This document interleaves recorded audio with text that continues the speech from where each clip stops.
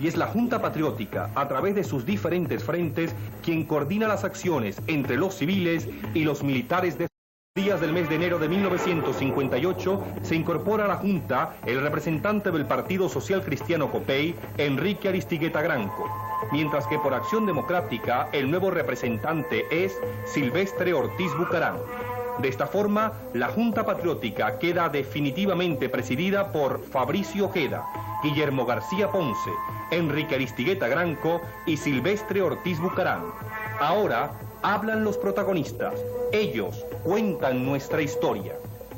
A finales del año 57, la Dirección Nacional de Acción Democrática nombró representante suyo ante la Junta Patriótica al doctor Ramón Fariña Salgado.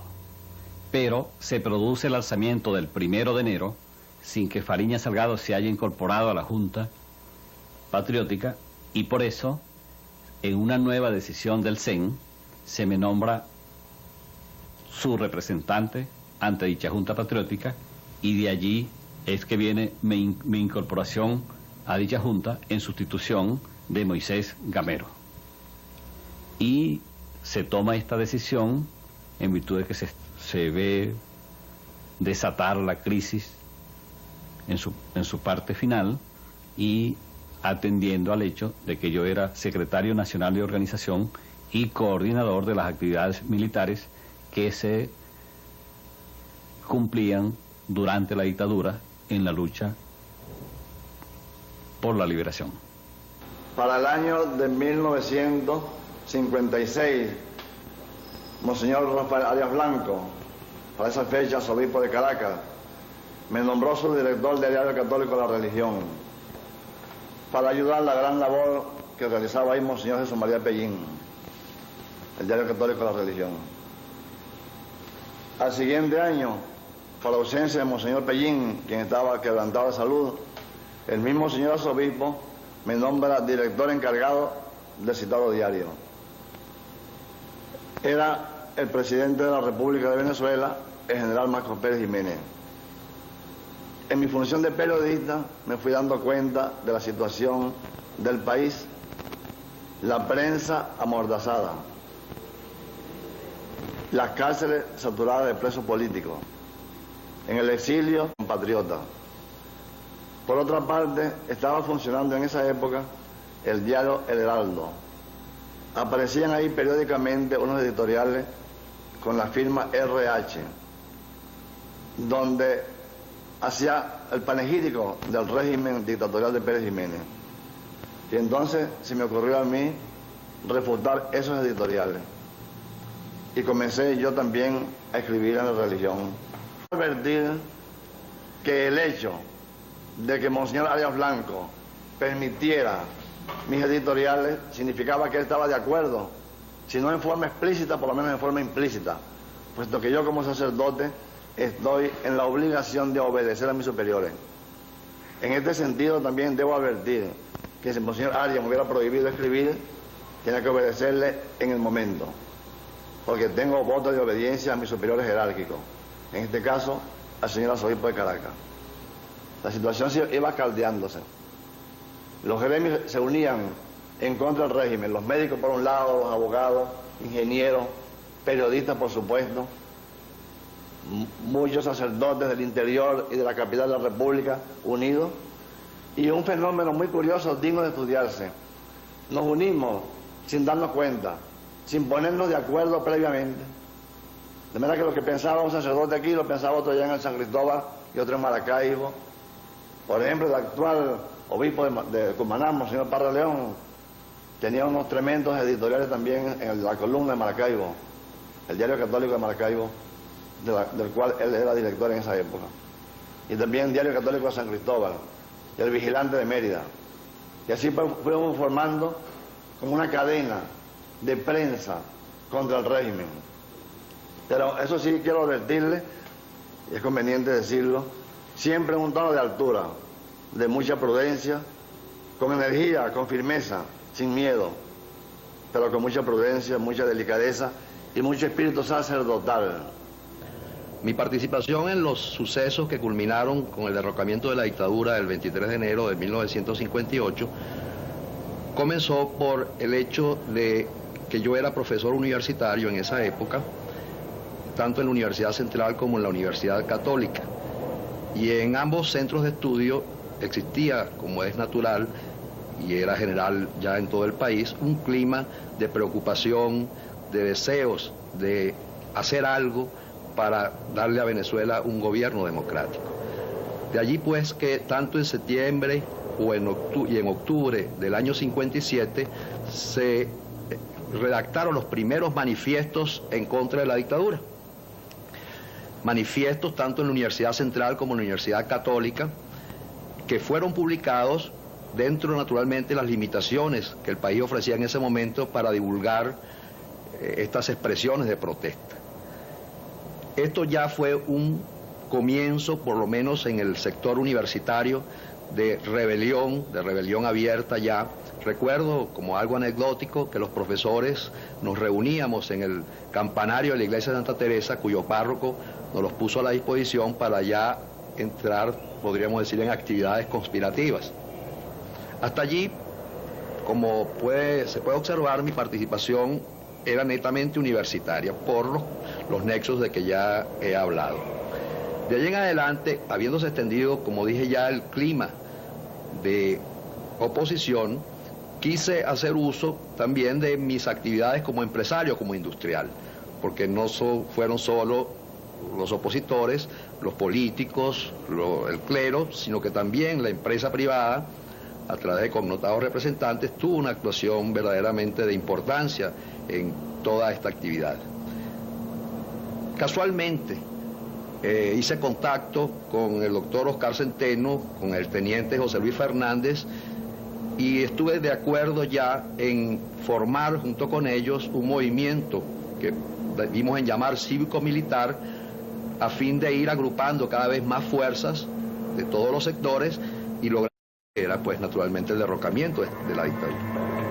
Los civiles descontentos con el régimen presidido por el general de división Marcos Pérez Jiménez se van reagrupando alrededor de la Junta Patriótica.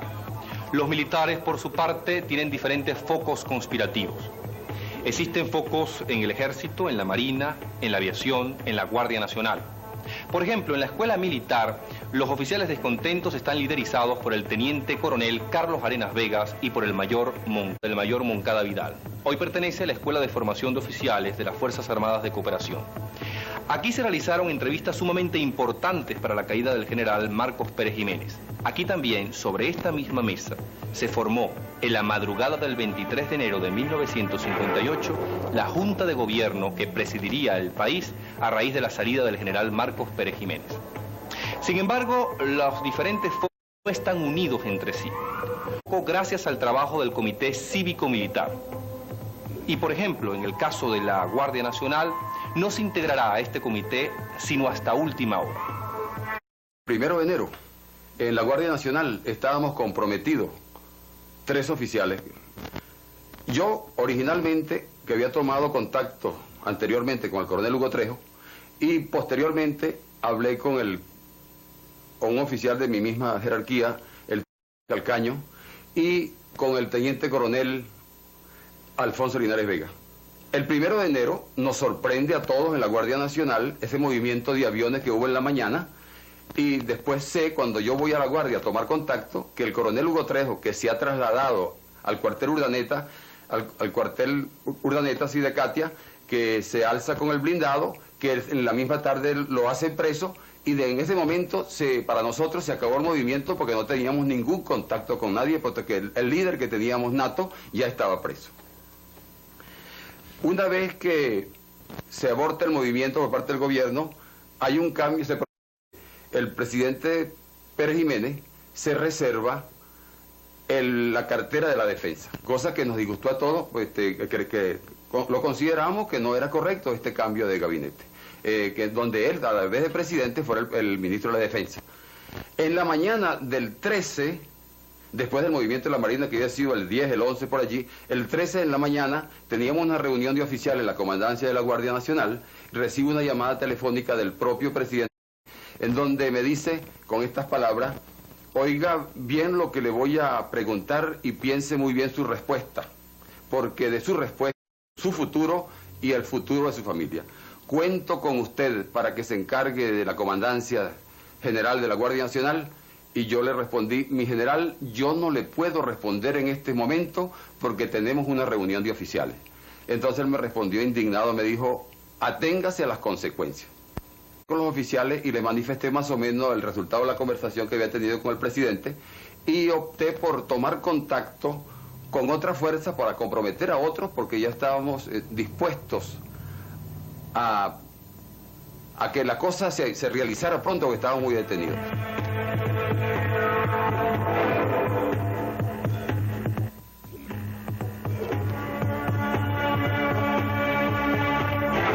Rómulo Fernández. Se origina lo que podríamos llamar en Venezuela una conspiración nacional de alcance realmente ilimitado. No era conspiración tan solo, como se supone después, a nivel de cuarteles o a nivel de grandes círculos en los clubes y en las sociedades, sino conspiración a todo nivel, desde el trabajador en las fábricas hasta el mediano empresario, hasta los gerentes. De una manera casi abierta. Es lo que se puede llamar una conspiración nacional que comienza, como todos sabemos, a raíz del 1 de enero y de Rómulo Fernández. A toda esta conspiración que comprende y la Junta Patriótica entiende completamente, viene el aporte de ella y comienzan a salir los manifiestos. Los primeros de los intelectuales, de los periodistas, etcétera, etcétera, vienen a ser respaldados por una cantidad de manifiestos que se producen en Caracas y en las ciudades más importantes de Venezuela, sobre todo en Valencia y en Maracay. Todos sabemos que la Junta Patriótica no es sino una entelequia. ¿Qué es esto? Significa que no la integran sino un grupo muy limitado de personas y que ellos son los que han prendido el motor que ha dado la marcha y generado esta situación tan extraordinaria que se presenta y que da pie, las cuales se realizan en la Plaza Miranda y en la Plaza del Silencio, lo que llaman ahora la Plaza. Allí se reúnen 5.000 personas una tarde, el 10 de enero, si mal no recuerdo, y son disueltas a plan de machete, con gases lacrimógenas y con una brutalidad atroz y atropellos por todas partes. Esto no detiene a la Junta Patriótica, por el contrario, estimula a la gente y ella a su vez recibe el estímulo. Y todo esto genera nuevas manifestaciones. Estas se repiten el 13. Por supuesto que el Frente Femenino contribuye mucho para que esto suceda. Hay manifestaciones del Frente Femenino, parece increíble, pero así es, cerca de la Seguridad Nacional en la Plaza Moreno. Algo realmente increíble, pero se realiza una manifestación allí de mujeres. Y otra manifestación que partiendo de la Plaza de la Candelaria sube al centro. Por supuesto, también ambas son disueltas. En una tarde por el 13 o el 14 de enero, Fabricio nos presenta su acostumbrado informe diario y se plantea ante lo que se está viviendo el país la urgencia de tomar una medida heroica, porque estas situaciones así de medias tintas no podían continuar. Y necesitábamos estimular al elemento militar, ya de suyo estimulado y de estímulo demostrado a partir del 1 de enero, necesitábamos estimular ese germen de conspiración que existía o que existió en ese momento dentro de las Fuerzas Armadas. Pero teníamos que brindarle la oportunidad para que tal cosa sucediera. Y en esa discusión que sostuvimos un grupo de personas de Unión Republicana Democrática con Fabricio Ojeda, decidimos lanzar la huelga general. Cada frente de la Junta Patriótica trabaja incansablemente para las acciones de la huelga del martes 21 de enero. Aquellas acciones civiles justificarían la intervención militar esa misma noche. Los protagonistas cuentan el trabajo de cada frente. En ese sentido yo pienso, no sé qué puede opinar Chela, pero yo pienso que, por ejemplo, en la primera etapa, que va hasta diciembre, eran 60 o 80 jóvenes, por lo menos en lo que a nosotros nos compete, comunistas, práctica de COPEI, de URD, pero de los jóvenes comunistas, que eran los mismos 60 jóvenes que a las 7 de la mañana estaban en una fábrica haciendo una actividad de agitación. A las 12 de ese mismo día, esos mismos jóvenes estaban muy lejos de allí, en unos comedores populares. A las 5 o a las 6 de la tarde estaban en el centro de Caracas repartiendo otro tipo de propaganda. y a las 7, a las 8 de la noche estaban en un barrio de Caracas. A las 12 de la noche estábamos chequeando eso nosotros, cómo había ocurrido todo, preparando todas las días siguientes para 4 tipos de actividades distintas y específicas y levantando el ánimo de la población de Caracas. Sí, hay cosas muy hermosas, por ejemplo, de cómo nosotros logramos con toda esta actividad, de todo el tiempo copado de los jóvenes de la Juventud Comunista, cómo logramos, por ejemplo, incorporar a mucha gente de las masas, cómo espontáneamente se incorporaban a este frente antidictadura. Entonces, esto implica un mayor auge popular. Al mismo tiempo, desde el punto de vista operacional, nosotros comenzamos a avanzar también. Ya la bomba no es la bomba de Molotov no es el simple litro de gasolina, pues, sino que comenzamos a preparar la famosa carterita, la carterita de ron se llenaba de gasolina, se le colocaba allí el ácido sulfúrico y el clorato de potasio, y cada uno de los manifestantes llevaba 1 o 2, metía en los bolsillos.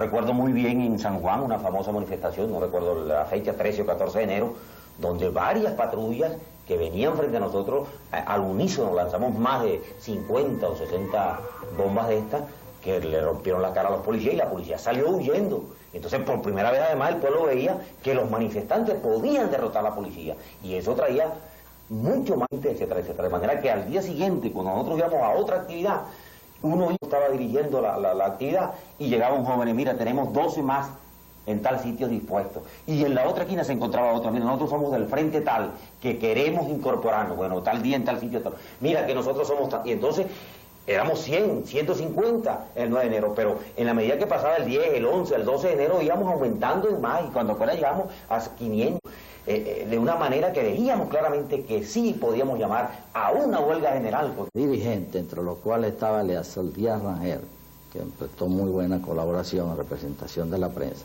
Nos reunimos al lado o muy cerca del Nieto Bastos, quien había sido nombrado director de la Seguridad Nacional, en sustitución de Pedro Estrada, quien había sido sacado del país. Nos costó mucho trabajo convencer a todos los compañeros militares, como el caso de los gráficos, para que esta huelga tuviera el éxito suficiente. Sin embargo, lo logramos.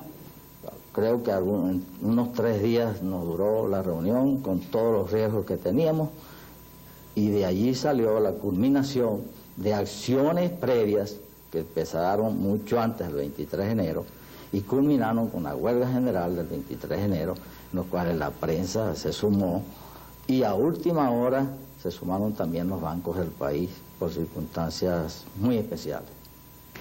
La Junta Patriótica había resuelto que la huelga general comenzara el 21 de enero al mediodía, que era un martes. Esto significó para la gente que trabajamos en la prensa, tanto los trabajadores gráficos como los periodistas, que teníamos que paralizar los periódicos el día anterior, es decir, el lunes, para que el 21 no aparecieran diarios en Venezuela o contribuyera a la convocatoria que estaba haciendo la Junta a la paralización general de actividades de repudio a la dictadura.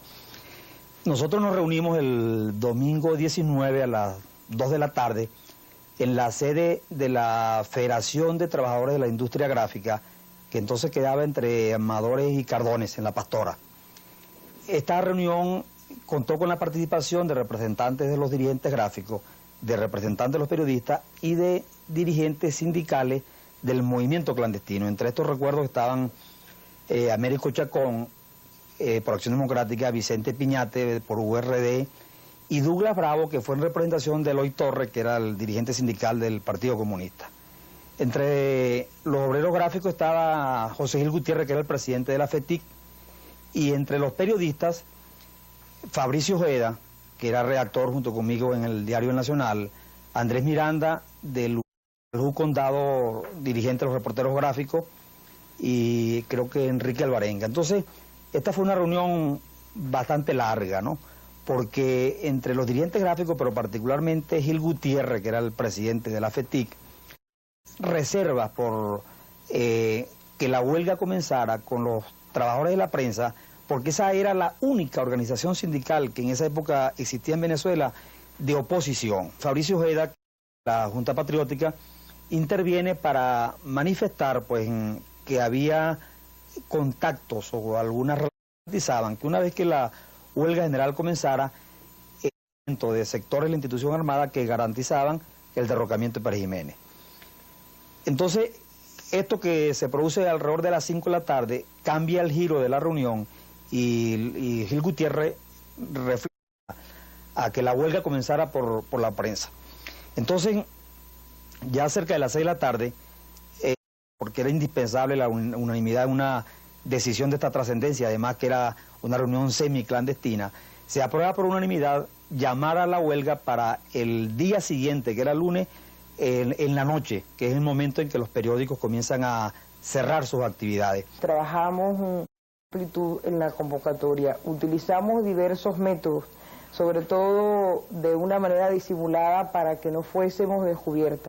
Se hacía de boca a oreja, de persona a persona, en volantes muy pequeños que escribíamos a máquina, incluso hasta a mano con papel carbón. Y decidimos concentrarnos todas en la iglesia Corazón de Jesús para el mercado de Quinta Crespo, algo con que defendernos.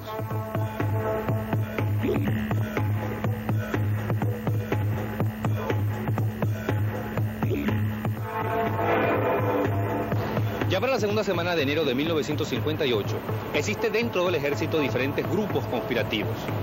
Los civiles descontentos están liderizados y organizados por la Junta Patriótica. Los sucesos del viernes 10 de enero, donde se destituye al ministro de Relaciones Interiores, doctor Laureano Vallenilla Lanz, y al máximo jefe de la Seguridad Nacional, Pedro Estrada, debilitan ostensiblemente el gobierno. Sin embargo, el general de división, presidente de la República, Marcos Pérez Jiménez, reorganiza sus fuerzas y el lunes 13 de enero, 3 días después, destituye al máximo responsable de aquellos sucesos, el ministro de la Defensa, amigo hasta ese momento y compadre, general Rómulo Fernández. Lo expulsa del país. En la calle, entre tanto, los sucesos continúan. Hay disturbios en las principales plazas del país, especialmente en el silencio. Circulan manifiestos contra el gobierno. Es clausurado el Liceo Andrés Bello y la Junta Patriótica lanza un llamado para la huelga el 21 de enero. Ahora hablan los protagonistas. Ellos cuentan nuestra historia. Nosotros en la Marina, bueno, estábamos trabajando para hacer algo en contra de la dictadura, pero se hacía necesario hacer una reunión con las otras fuerzas para coordinar y establecer contactos. Pues el día 15 de enero hay una reunión muy interesante en la farmacia de la Gran Avenida, propiedad del doctor Oscar Centeno Lucinchi. A esa reunión asistimos por la Marina Andrés de la Rosa, el capitán José Miguel Hernández y yo. Por la aviación estaba José Luis Fernández y por el ejército y la escuela militar, el comandante Moncada Vidal. Por cierto, Moncada Vidal, que estuvo en la reunión esa noche, fue sacado de Caracas el día 17 y nos quedamos ya en ese plan acéfalo, ¿no? Camacaro era la frase, y habíamos escogido esa clave por cuanto Camacaro siempre ha sido mi amigo personal, se la pasaba permanentemente en la farmacia y su nombre, dicho allí, no despertaba ninguna sospecha. Bueno, en esa reunión se trataron muchas cosas muy importantes, tales como hacer contacto con las otras fuerzas, bombardeo de los túneles de la carretera, de la autopista. Bueno, alguien sugirió bombardear a Miraflores desde el mar, que era un poco difícil, ¿no? Pero, en fin, se trataron varias cosas muy importantes y llegamos al convencimiento de que necesitábamos otra reunión para poder coordinar ya el movimiento. El día 16 de enero, o sea, un día después de la reunión esta en casa de Centeno Lucinchi, tuvimos nosotros los marinos una reunión en el apartamento del capitán Andrés de la Rosa. Estuvimos presentes Miguel Rodríguez, José Miguel Hernández de la Rosa y yo para coordinar ciertas cosas que hacían falta para poder entregar a las demás fuerzas pues ya el plan completo, ¿no? Ahí se comisionó al capitán Rodríguez para que hablara con el contraalmirante Larrazábal y comprometerlo en el movimiento. Regreso a la Armada, como he estado diciendo, y ya alrededor del día 20, que estoy empapado de todo, planificando la misión a cumplir por la Armada de Venezuela como tiene que ser.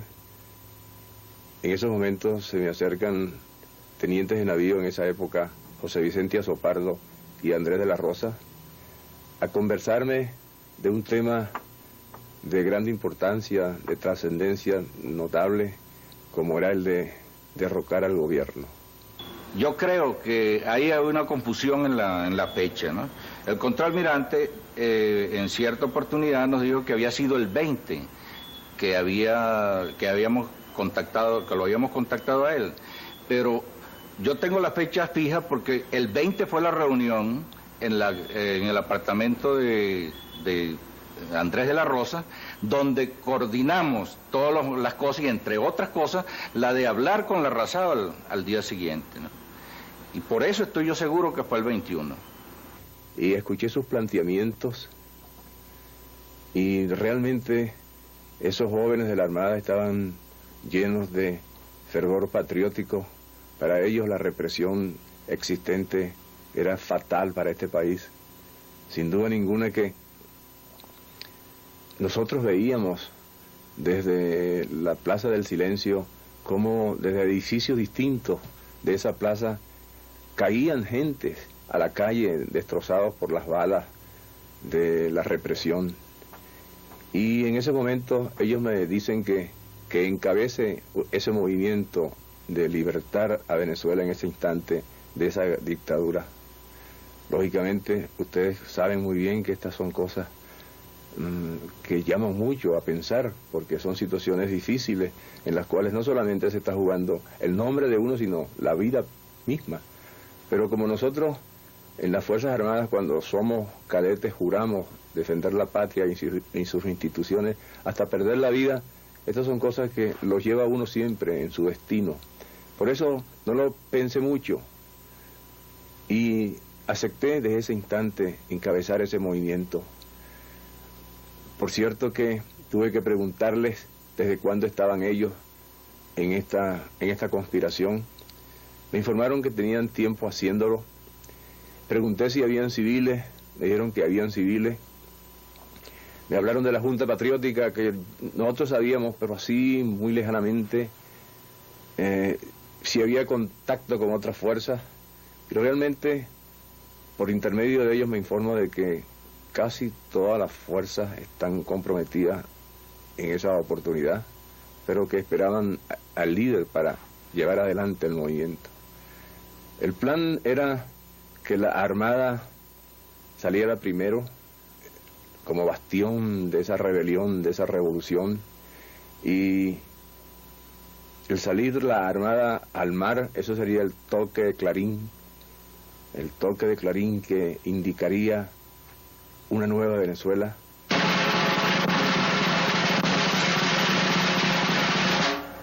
El día 17 de enero, sospechando un movimiento dentro de la escuela militar, el general Néstor Prato, jefe de Estado Mayor, hace llamar a los líderes de ese movimiento, al mayor Moncada Vidal y al teniente coronel Carlos Arenas Vegas. Ellos son confinados a Tucupita. Moncada Vidal sale el 18 de enero, Carlos Arenas Vegas el 19 de enero. Entre tanto, la Seguridad Nacional inicia una serie de detenciones entre los civiles y la Junta Patriótica edita 300.000 ejemplares que lanza a la calle haciendo un llamado para la huelga para el martes 21 de enero. Un día antes de la huelga, de la famosa huelga del 21 de enero, tiene lugar tal vez la reunión más importante de esta historia. Se inicia aproximadamente a las 9 de la noche. Ahora, los protagonistas cuentan nuestra historia. En esa reunión del 20 en la casa de Andrés de la Rosa, bueno, se consideraron una serie de cosas muy interesantes. Nosotros los militares nos quedamos hasta muy tarde de la noche, ¿no? Se fijaron una serie de misiones. Por ejemplo, José Luis ¿Qué iban a hacer ustedes en la escuela militar? Yo no recuerdo bien. En realidad, ya prefijado el plan operativo a desarrollar esa noche, tú me encomendaste que tuviera yo el control de la escuela, que me hiciera nombrar guardia y que centralizara toda la comunicación en la central, pero bloqueando todas las demás líneas, que no hubiera confusión cuando tú dieras cualquier orden al respecto y que fuera yo quien la recibiera y la transmitiera a todos los oficiales involucrados dentro de la escuela. Así se hizo, pero recordarás que pasamos toda la noche en vela porque fue la gran confusión de esa noche que allí podía Brett Smith hablarnos al respecto. Realmente esto plantea una cuestión muy interesante, es que yo estaba absolutamente seguro que la misión mía consistía en garantizarle a la Marina la autopista y la carretera vieja de La Guaira a fin de evitarles la sorpresa que les había dado el general Llovera Páez el día 9, cuando había ubicado unos tanques en la parte sobre la autopista y había desarmado los barcos. Pero la cuestión referida a los pilotos que yo tenía que sacar del cuartel San Carlos y llevarlos a la cárcel Modelo, yo entendí que eso estaba descartado y que no dependía de mí. Bueno, justamente ahí está posiblemente uno de los orígenes por lo cual falló el movimiento el día 21 en la noche, ¿no? Porque nosotros en la Marina teníamos el convencimiento de que Brett Smith nos iba a llamar por teléfono tan pronto tuviera realizada su misión, y a las 9 de la noche comenzaban a salir los barcos, ¿no? En vista de que no recibimos la llamada, creímos que él había fracasado en su misión y por eso se detuvo el golpe el 21 en la noche. Bueno, esta reunión tiene en realidad un significado histórico extraordinario, porque después de 20 y pico de años del 23 de enero, esta noche es cuando yo vengo a entender cuáles fueron las causas fundamentales del fracaso del golpe para el día 21, ya que hubo una incoordinación en esta reunión del día 20. Yo recuerdo que los civiles tenían una misión específica y era preparar la huelga del día 21, comunicárselo yo a los miembros de la Junta Patriótica, para lo cual abandoné la reunión acompañado del doctor Pedro Emilio Herrera para dirigirnos a la casa del doctor Egaña, quien iba a ser el otro miembro de la Junta de Gobierno, encontrarme con los doctores Enrique Yéspica, Blas Lamberti y Antonio Álamo Bartolomé, a objeto de preparar una serie de boletines que haríamos entrega por intermedio de Rodríguez Bauza a la Junta Patriótica y preparar entonces en forma definitiva la huelga del 21, que debería empezar a las 12 del día con un toque de corneta, iniciando también, por supuesto, la huelga los periodistas que desde la noche anterior no deberían llevar sus trabajos a los periódicos correspondientes. Discutimos entonces sobre la constitución del gobierno y las personas que se le debía pedir colaboración. Se convino en que debía dársele participación a todos los partidos políticos que estaban en vigor en ese momento, que eran Acción Democrática, COPEI, URD y el Partido Comunista. Y también discutimos sobre la necesidad de ser sumamente cautos en la escogencia de las personas, dado que íbamos a constituir un nuevo gobierno y que necesitábamos el reconocimiento del gobierno que íbamos a constituir. Así se convino y salimos inmediatamente del apartamento de Andrés de la Rosa. Creo que salimos en un carro, en mi carro, Oscar Centeno Lucinchi, no recuerdo cuál era la otra persona y yo los dejé a ellos en la Gran Avenida, en Sabana Grande, en la botica de Centeno Lucinchi, y me trasladé a la casa de Manuel Egaña a notificarle la decisión que habían tomado los militares y civiles que tenían el control probable de la situación para la creación de un nuevo gobierno y la decisión de que él formara parte de la Junta. Manuel Egaña me contestó inmediatamente que sí estaba de acuerdo. Quedó así convenido la constitución del nuevo gobierno. En ese momento se estaba decidiendo la historia de Venezuela del próximo cuarto de siglo.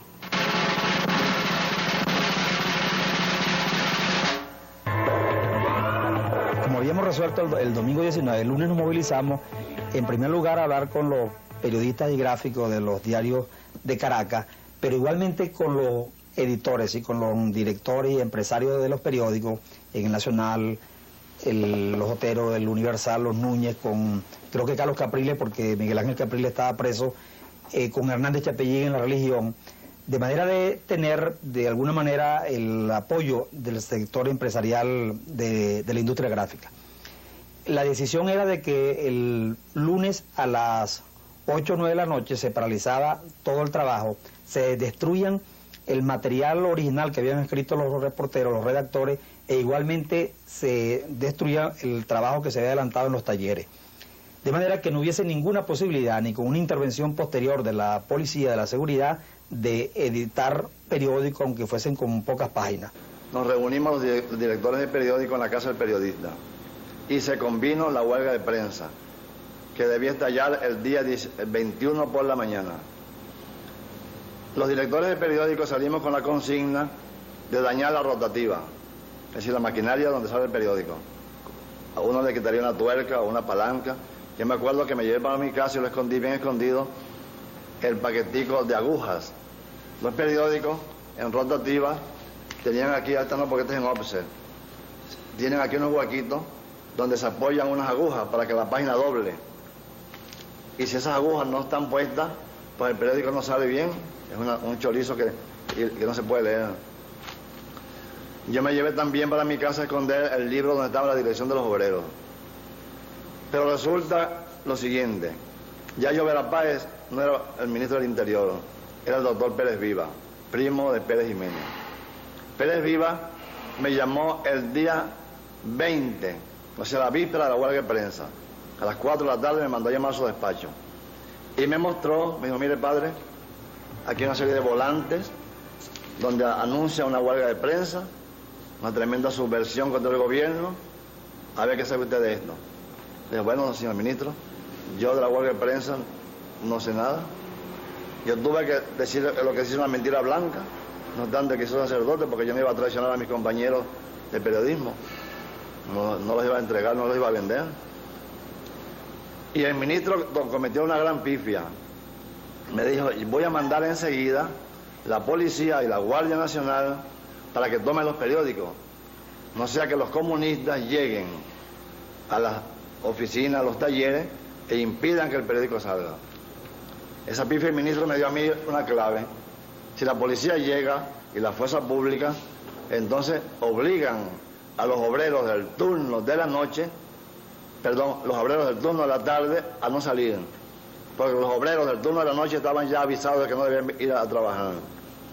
Al llegar a mi oficina cogí el teléfono y llamé a todos los directivos de prensa y les dije, mire, hay esto, retiren ya el personal de la tarde. Y lo hicieron efectivamente.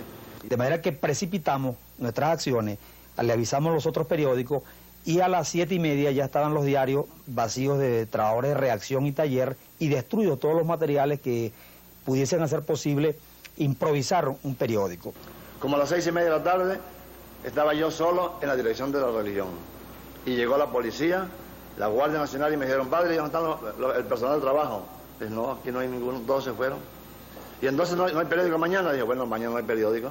¿Y por qué? Porque yo no sé sacar un periódico yo solo. Yo sé dirigirlo, pero no sé sacarlo. Y entonces fue así como se salvó la huelga de prensa y el 21 por la mañana, Caracas y Venezuela se vio así sus grandes diarios.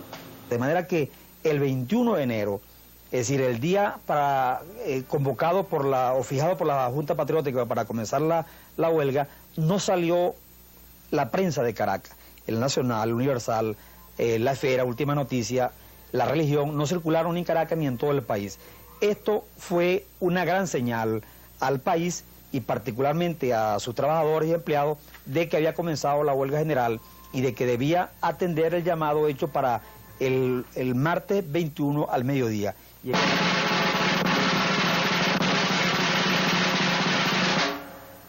Algo muy importante debo aclarar antes de que narremos los sucesos del 21 de enero. Es cierto que la oficialidad joven de la Marina me había dado la oportunidad de que yo comandara el movimiento del del momento que pedía la nación venezolana. Y, por supuesto, al frente de ese movimiento yo necesitaba también saber si las otras fuerzas nos acompañaban. Así que inmediatamente planeé mi operación para hablar con los dos comandantes de las fuerzas aéreas y de las fuerzas y del ejército. Así que me fui hasta ellos como oficial de mayor graduación que podía acometer la gran tarea, y fui a hablar con el coronel Abel Romero Villate, comandante de las Fuerzas Aéreas. Realmente nuestra conversación fue una muy propia de hermanos de las Fuerzas Armadas, en una situación tan difícil, tan comprometedora, en donde hay que tomar decisiones. Y hablé con Romero Villate y tengo que decir aquí, y lo digo siempre con sumo placer, que Romero Villate, a pesar de que el 1 de enero él aparecía como defendiendo las huestes de Pérez Jiménez, en ese momento, viendo a Venezuela como estaba y escuchando la guerra civil que teníamos en Caracas, no tuvo ninguna objeción y hicimos un trato fraterno entre hermanos, entre compañeros, de que sabíamos bien que Pérez Jiménez iba a mandar sus aviones a bombardear nuestros buques, pero el pacto fue de que esa misión se iba a cumplir, pero no iban a salir bombas de los aviones para nuestros buques, así que éramos amigos todos. Y por supuesto, en una mano amistosa que nos dimos, sellamos ese pacto. Yo estoy muy agradecido de Abel Romero. Esa conversación se realiza el mismo día que vienen a hablar con ustedes los tenientes de navío Azopardo y de la Rosa. Eso fue el mismo día que hablé con Azopardo y de la Rosa. Después que hablé con Romero Villate, pues tenía que asumir la responsabilidad de también hablar con el otro comandante de fuerza, el coronel Marco Aurelio Moros. Y la verdad es que también encontré en él gran receptividad, y después de los planteamientos míos y de la decisión que habíamos tomado en la Armada y que ya las Fuerzas Aéreas también nos acompañaban, Marco Aurelio Moros me dijo a mí: almirante, usted es el jefe de esto y nosotros estamos obligados a salvar a Venezuela. Así, en esa forma, este movimiento ya tenía consenso, ya era una cosa universal, ya podíamos decir desde ese momento que teníamos éxito, porque nuestras fuerzas, unidas en ese instante, ya decretaban de una vez el derrocamiento de una dictadura. Para el 21 de enero teníamos previsto, todos los participantes del movimiento, que íbamos a realizar una huelga general en el país, fundamentalmente en la ciudad de Caracas. Y Acción Democrática, con el control que tenía de algunos sindicatos y con la participación que tenía dentro de algunos sectores, fue decisiva junto con los otros participantes en este movimiento para la realización de la huelga.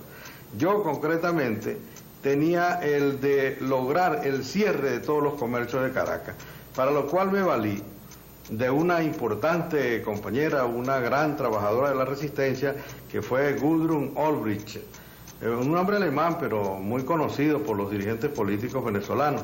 Y ella, cumpliendo mis instrucciones, se dedicó desde un teléfono a llamar con la guía telefónica a todos los comercios del área metropolitana, diciéndoles que se iba a producir disturbios que podían traerle problemas a su negocio y les solicitaban el cierre de los mismos. Prontamente, como son temerosos los comerciantes, inmediatamente fueron cerrados los comercios de casi todo el área metropolitana, trayendo como consecuencia pues una manifestación de protesta contra la dictadura. Los periodistas, ingenieros, técnicos y profesionales se reunían en la antigua Plaza Henry Clay, al lado del Teatro Nacional. De Capuchino venían los obreros de la TIC-TOP, de General Motors, de la fábrica de cemento, venían marchando hacia el silencio. Viene la otra de Katia, venían los telares de Katia, venía la fundición mecánica de Katia, venían marchando también hacia el silencio, y otra que venía por Quebrada Honda, todos a converger en el silencio a las 12 meridianos, en la cual estaba planificado el que comenzaran a sonar las campanas, la corneta de los carros, y en aquella hora verdaderamente realmente toda una emoción de los venezolanos se conjugó en algo verdaderamente hermoso.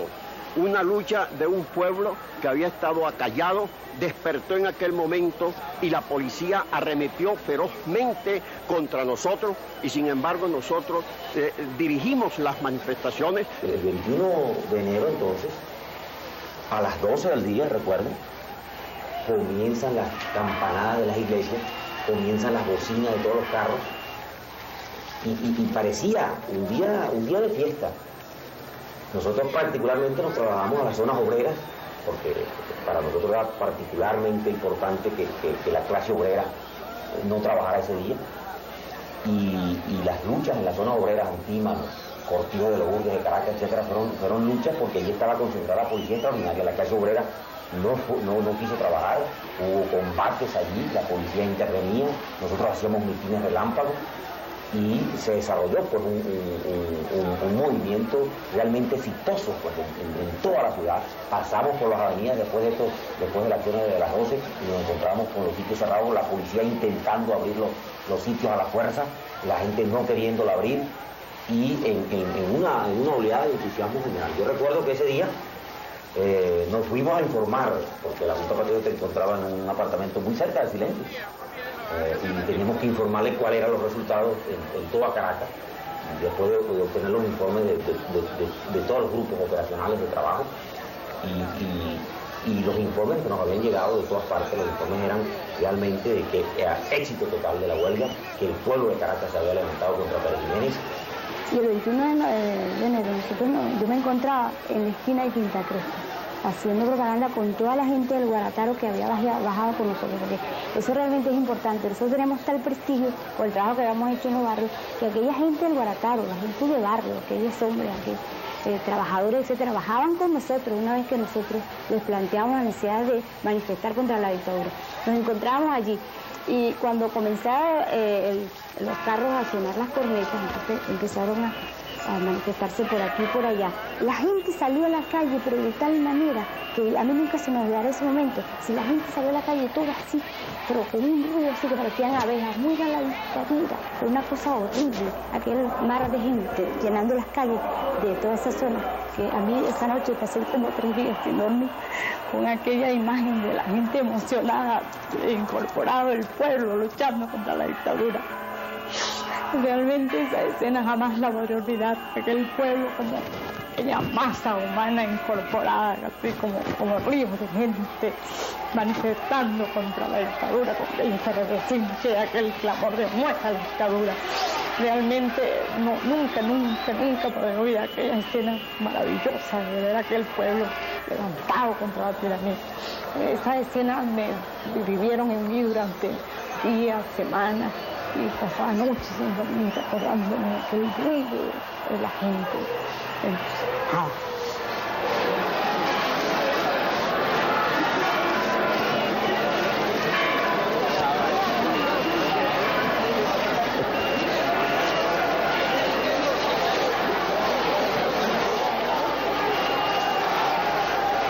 En la dirección de la Junta Patriótica, en la dirección de todos los organismos, pues había angustia por saber qué era lo que había pasado, ya que el golpe en esta oportunidad se nos había dado toda la seguridad de que se iba a hacer. Entonces ya para uno pues la situación era bastante dura, pues bastante dolorosa, porque ya con esa huelga el movimiento popular había dado todo lo que podía, todo lo que tenía.